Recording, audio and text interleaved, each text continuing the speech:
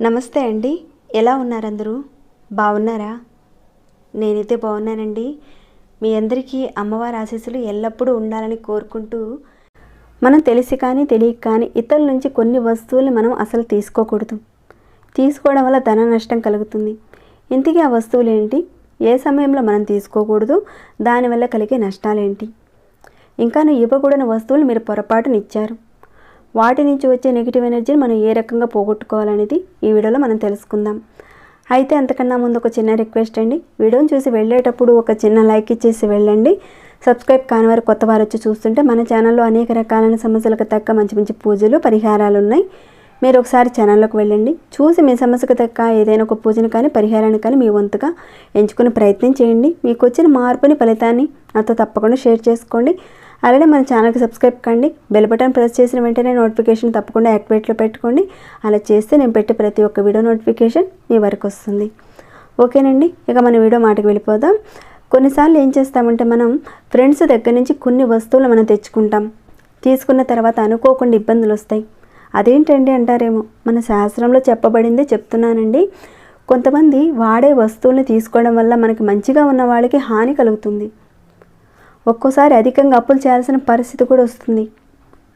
కొంతమంది చూడడానికి అన్నీ బాగుంటాయి, ఇల్లు ఉంటుంది, జీవన విధానం బాగున్నట్టు అనిపిస్తుంది, కానీ వారి కుటుంబంలో వారికి బ్యాంకుల్లో తీరని అప్పులు ఉంటాయి.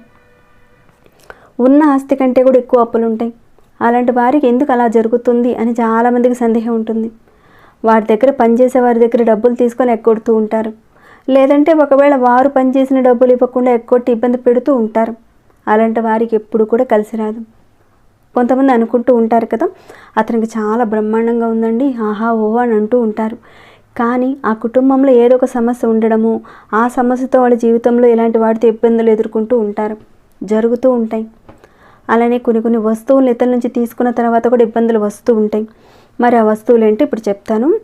మామూలుగా మనం బ్యాంకుకి వెళ్ళినప్పుడు కానీ, లేదంటే ఏదైనా ఒక ఆఫీస్కి వెళ్ళాము, మనకు అవసరపడ్డము, లేదంటే మన దగ్గర లేక అక్కడ పక్కన ఉన్న వాళ్ళ దగ్గర నుంచి ఒక పెన్ అనేది తీసుకుంటాం. అసలు అలా తీసుకోకూడదని చెప్తారు. ఇవ్వను కూడా ఇవ్వకూడదు. అంటే ఫామ్ ఫిల్ చేయడానికని చాలామంది తెలియక తీసుకుంటూ ఉంటారు, ఇస్తూ ఉంటారు. కొన్ని వస్తువుల్లో కొన్ని రకాల నెగిటివ్ ఎనర్జీని అవతల వాళ్ళకి పంపిస్తూ ఉంటారు. అందుకని ఆఫీసుల్లో కానీ, స్కూల్స్లో కానీ, పిల్లల దగ్గర, స్నేహితుల దగ్గర కానీ ఒకరు వాడిన పెన్నుని ఒకరు వాడకూడదు. వాడడం వల్ల ఎదుటి వారిలో ఉన్న నెగిటివ్ ఎనర్జీ మంచివారికి వస్తుంది. ఒకవేళ మంచివారు పెన్ను తీసుకున్న అవతల వారి నకారాత్మక శక్తి వీళ్ళకే వస్తుంది. ఎందుకంటే పాజిటివ్ ఎనర్జీని ఎప్పుడూ కూడా నెగిటివ్ తీయడానికి ప్రయత్నం చేస్తూ ఉంటుంది. అలానే కొంతమంది చదువుకుని పిల్లలు చేస్తూ ఉంటారు, ఆఫీసులో ఉండేవారు, వ్యాపారస్తులు కూడా ఇస్తూ ఉంటారు. దానివల్ల ఆర్థిక నష్టం, మానసికంగా చాలా ఇబ్బందులు ఎదుర్కోవాల్సిన పరిస్థితి ఏర్పడుతూ ఉంటుంది. చాలామంది అంటూ ఉంటారు కదా, మేము ఎన్ని చేసినా కానీ మాకు కొన్ని ప్రాబ్లమ్స్ వస్తూ ఉన్నాయండి అంటూ ఉంటారు కదా. ఇలాంటి చిన్న పనులు, మనం చేసే చిన్న తప్పుల వల్ల కూడా మనం కొంతవరకు నష్టపోవడం అనేది జరుగుతూ ఉంది. ఇలాంటివన్నీ కూడా మన ఛానల్లో చాలా వరకు చెబుతూ వస్తున్నానండి. ప్రతి ఒక్క వీడియోని మీరు చూస్తే కనుక అన్నీ కూడా మీకు క్లియర్గా అర్థమవుతాయి. కొంతమంది కామెంట్లు పెడుతూ ఉన్నారు, మాకు ఆర్థికంగానే కొన్ని విషయాలు బాగుండటం లేదండి, ఈ రకంగా అడుగుతూ ఉన్నారు. నా వరకైతే సింపుల్గా ఒక్క కామెంట్తో అయితే చెప్పలేని పరిస్థితి అండి నాది. రెగ్యులర్గా మన ఛానల్లో వచ్చే ప్రతి ఒక్క వీడియోని మీరు ఫాలో అయ్యారనుకోండి, అన్ని విషయాలు మీకు తెలుస్తాయి. ఓకేనండి, సరే. ఇక ఇంతకీ పెన్నుని ఎవరి దగ్గర తీసుకోవచ్చు అంటే, మనము భార్య, పిల్లలు అంటే కుటుంబ సభ్యుల దగ్గర నుంచి తీసుకోవచ్చు, వాడుకోవచ్చు. స్నేహితుల దగ్గర నుంచి కానీ, ఆఫీసులో పనిచేసే వాళ్ళని అంటే ముక్కు మొహం తెలియని వాళ్ళు, స్కూల్లో ఉన్న వాళ్ళని, అలాంటి వారికి మాత్రం ఇవ్వకూడదు. ఒకరి దగ్గర నుంచి ఒకరు తీసుకొని కూడా వాడుకోకూడదు. కొన్ని ప్రాంతాల్లో కొంతమంది ఏం చేస్తారంటే, వారి ఇంటికి చుట్టాలు వచ్చారు, పాలు అవసరం వచ్చాయి. కొంతమంది చుట్టాలు వచ్చారండి, మాకు పాలు కావాలండి అని అడుగుతూ ఉంటారు. అసలు సోమవారం రోజున పాలని అప్పుగా మాత్రం తీసుకోకూడదు. బయట మనకు మామూలుగా షాప్స్లో పాల ప్యాకెట్స్ ఉంటాయి కదండి, వాటిని కొనుక్కోవచ్చు, అలానే అప్పుగా కూడా తెచ్చుకోవచ్చు. పాలంటేనే చంద్రుడికి సంబంధించిన పదార్థం. అలా తెచ్చుకోవడం వల్ల మానసికమైన అశాంతి అనేది ఏర్పడుతుంది. అలానే మంగళవారం రోజున స్వీట్స్ని మామూలుగా పంచుతూ ఉంటారు, దానం కూడా చేస్తూ ఉంటారు. కొంతమంది పండగలప్పుడు అందరినీ పిలిచి పంచిపెడుతూ ఉంటారు, దేవాలయాల్లో కూడా ఇస్తూ ఉంటారు, చేస్తూ ఉంటారు. దేవాలయాల్లో కానీ, పెళ్ళిళ్ళలో కానీ, ఫంక్షన్లో కానీ పెట్టిన వాటిని మీరు మంగళవారం రోజున తెచ్చుకోవాల్సిన పరిస్థితి వచ్చినప్పుడు తీసుకోండి, ఇబ్బంది ఏమీ లేదు. కానీ మీకు ఎవరైనా సరే మామూలుగా పుట్టినరోజులు కానీ లేకపోతే ఏదైనా ఓపెనింగ్ షాపింగ్స్ ఉంటాయి కదండి, అలాంటి వాటికి వెళ్ళారు మీరు, అక్కడ వాళ్ళు ఇచ్చారు స్వీట్స్, తీసుకోవాల్సిన పరిస్థితి వస్తుంది కాబట్టి కంపల్సరీగా తీసుకోండి. అలా తీసుకున్న తర్వాత మీరు ఏం చేస్తారంటే ముందుగా మీరు తినకుండా కాస్త స్వీట్ ముక్కని, అంటే మీరు తీసుకున్న ఆ స్వీట్లో నుంచి కాస్త చిన్న ముక్కని తీసి పక్షులకు కానీ చీమలకు కానీ పెట్టండి. ఇక మిగిలిపోయింది కదా అని చెప్పేసి దాన్నంతా కూడా ఇంటికి మాత్రం తెచ్చుకోకండి మంగళవారం రోజున. ఇదొక్కటి గుర్తుపెట్టుకోండి.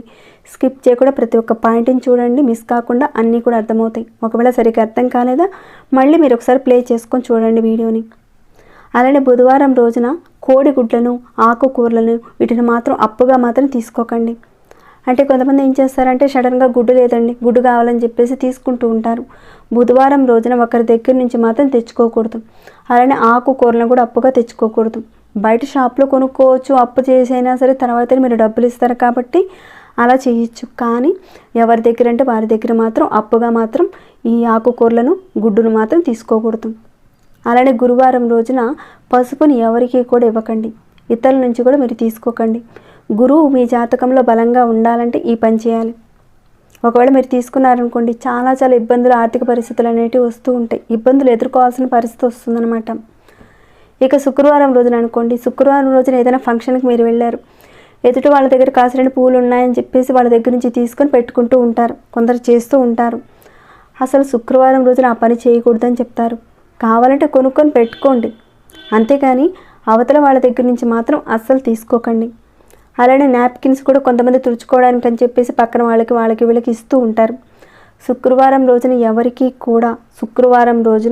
ఎవరికి కూడా నాప్కిన్స్ని మాత్రం చేతులు తుడుచుకోవడానికి ఇవ్వకండి.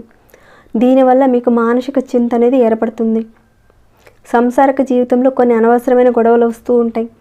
ఎవరిది వాళ్ళు నాప్కిన్స్ వాళ్ళు తుడుచుకోవచ్చు, కానీ వేరే వాళ్ళది తీసుకొని మాత్రం ఆ పని చేయకండి. కొనుక్కోవచ్చు కానీ ఆ పని మాత్రం చేయకండి శుక్రవారం రోజున మాత్రమే. అలానే అవతల వాళ్ళు పెర్ఫ్యూమ్స్ కొట్టుకుంటూ ఉంటారు, వాళ్ళ పెర్ఫ్యూమ్స్ తీసుకొని యువతల వాళ్ళు కూడా కొట్టుకుంటూ ఉంటారు, అలాంటిది కూడా మీరు చేయకండి. ఈ వీడియోని చూసిన తర్వాత కొంతమందికి అనిపిస్తుంది, మరి అలాంటి సందర్భాలు వచ్చినప్పుడు ఇవ్వాలి కదండి, ఇవ్వకపోతే మరి వాళ్ళు ఫీల్ అవుతారు కదా అని అంటారేమో. ఆ మాటకైతే నేనైతే సమాధానం చెప్పలేనండి, ఎందుకంటే అది మీ ఇష్టాన్ని బట్టి ఉంటుంది.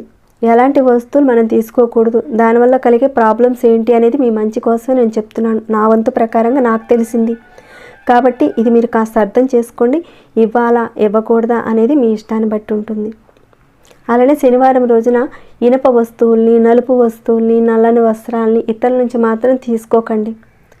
ఇతరుల నుంచి అంటే ఎవరైనా కావచ్చు, ఇనప వస్తువులు, బట్టలు కావచ్చు, ఏవైనా సరే తీసుకోకండి. దానివల్ల మానసికమైన చింతతో పాటు ఆర్థికమైన నష్టం వస్తుంది. ఇక ఆదివారం రోజు చూసుకున్నట్లయితే మనం ఇత్తడి, రాగి వస్తువులను కూడా తీసుకోకూడదు. ఆదివారం రోజున ఇత్తడి, రాగి వస్తువులు మాత్రం తీసుకోకూడదు. మిగతా రోజుల్లో కాదండి, కేవలం ఆదివారం రోజున. ఫంక్షన్లు ఉన్నాయని, పండగలకని పక్కింటి వారు వచ్చి రాగి వస్తువులు, డిష్ పాత్రలు కావాలని కొంతమంది అనుకోండి దీపారాధన కుందులు కూడా తీసుకుంటూ ఉంటారు. మీరు ఆదివారం రోజున మాత్రం అస్సలు ఇవ్వకండి. ఇవ్వడం వల్ల చాలా ఇబ్బందులను ఎదుర్కోవాల్సి వస్తుంది. అయితే మంగళవారం రోజున స్వీట్స్ని ఎవరైనా మీ ఇంటికి వచ్చి అంటే ఇచ్చిన పార్టీలో కానీ ఫంక్షన్స్ చేస్తున్నప్పుడు ఇచ్చినప్పుడు ఒక స్వీట్ ముక్కను తీసి పక్కన పెట్టి పక్షులకు కానీ చీమలకు కానీ పెట్టి ఆ తర్వాత మీరు తీసుకోండి, ఎలాంటి ఇబ్బంది ఉండదు. కానీ గుడిలో ప్రసాదంగా ఇస్తూ ఉంటారు కదా, వాటిని చక్కగా మనం తీసుకోవచ్చు, ఇంటికి వచ్చి కూడా అందరికి కూడా పంచిపెట్టచ్చు, దానికైతే ఎలాంటి నియమాలు లేవు. కానీ ఫంక్షన్స్కి పార్టీస్కి ఇచ్చినప్పుడు మాత్రం కాస్త మీరు చూసుకోండి. అలానే కొంతమంది కొన్ని వస్తువులు అంటే చేతికి పెట్టుకునే వాచీలు ఇస్తూ ఉంటారు, తీసుకుంటూ ఉంటారు. ఆ పక్కన వారిది చూసి చాలా బాగుందండి వాచి, ఒకసారి ఇలా ఇవ్వండి నేను పెట్టుకొని చూస్తాను అని అలా రకంగా పెట్టుకుంటూ ఉంటారు. కొంతమంది అనుకోండి ఇచ్చేస్తూ ఉంటారు. పొరపాటున వాచీలు అలాంటివి మాత్రం అసలు తీసుకోకండి, ఇవ్వకండి. ఇతరులకున్న నెగిటివ్ శక్తిని వాచి ఫార్వర్డ్ చేయడానికి ముందుంటుంది. వాచీలు లాంటివి మాత్రం పొరపాటున తీసుకోకండి, పెట్టుకోకండి. అంటే కొంతమంది పార్టీస్కి ఫంక్షన్స్కి అలా వెళ్ళేటప్పుడు బంగారం, వెండి, నగలు, పట్టు చీరలు ఇలాంటివి వేసుకోవడానికి, కట్టుకోవడానికని మీ ఫ్రెండ్స్కి ఇచ్చినప్పుడు కానీ అలానే మీ కుటుంబ సభ్యులకు మీరు ఇచ్చినప్పుడు కానీ వారితో పాటు నకారాత్మక శక్తిని కూడా మీరు తీసుకోవాల్సిన పరిస్థితి అనేది ఏర్పడుతుంది. సరే పొరపాటున ఇచ్చారు, మరి ఎలా అంటే వాటి నుంచి మీరు తప్పించుకోవాలంటే కొంత టైం పడుతుంది. అంటే ఆ ప్రభావం నుంచి మీరు కాస్త బయటపడడానికి కాస్త టైం అనేది తీసుకుంటుంది. సరే ఇక మీరు వస్తువులు ఇచ్చారు, ఇచ్చిన తర్వాత వాళ్ళు ఇచ్చారు మీకు, ఇచ్చిన తర్వాత మీరు ఏం చేస్తారంటే పసుపు నీళ్ళతో ఆ వస్తువులను శుద్ధి చేయండి. లేదంటే గంగాజలంలో ఒక 2 తులసాకులు వేసి ఆ నీటిని కాస్త వస్తువు మీద చిలకరించండి. ఆ రకంగా చిలకరించి ఇంట్లో పెట్టుకోండి. ఇది మాత్రం మర్చిపోకుండా చేయండి. ఎందుకంటే కొన్నిసార్లు ఇవ్వాల్సిన పరిస్థితి వస్తుంది. మొహమాటం కొద్ది కానివ్వండి, ఏదైనా కానివ్వండి, ఇవ్వాల్సిన పరిస్థితి వచ్చింది. అప్పుడు ఇచ్చినప్పుడు మాత్రం ఈ రకంగా చేయండి. ఎంతో కొంత నెగిటివ్ ఎనర్జీ పోవడానికి అవకాశం ఉంటుంది. తప్పదు అనుకున్న టైంలో ఇచ్చినప్పుడు మాత్రం ఇలా చేయండి. అలానే ప్రతిసారి ఆ రకంగా మాత్రం చేయకండి. ఓకేనండి. సో ఈ వీడియోని ఇంతటితో ముగిస్తున్నాను. ఈ వీడియో మీ అందరికీ ఉపయోగపడుతుందని నేను భావిస్తున్నాను. మరి ఈ వీడియో మీకు ఎలా అనిపించింది అనేది కింద కామెంట్స్ రూపంలో తప్పకుండా నాతో షేర్ చేసుకోండి. అలానే వెళ్ళేటప్పుడు ఒక చిన్న లైక్ చేయండి. సబ్స్క్రైబ్ కానివారు మన ఛానల్కి సబ్స్క్రైబ్ చేసుకోండి. ప్రతిరోజు మన ఛానల్లో ఉన్న వీడియోస్ని చూస్తూ ఉండండి. మరొక భక్తి వీడియోలో మళ్ళీ మిమ్మల్ని కలుసుకుంటాను. అంతవరకు సెలవు.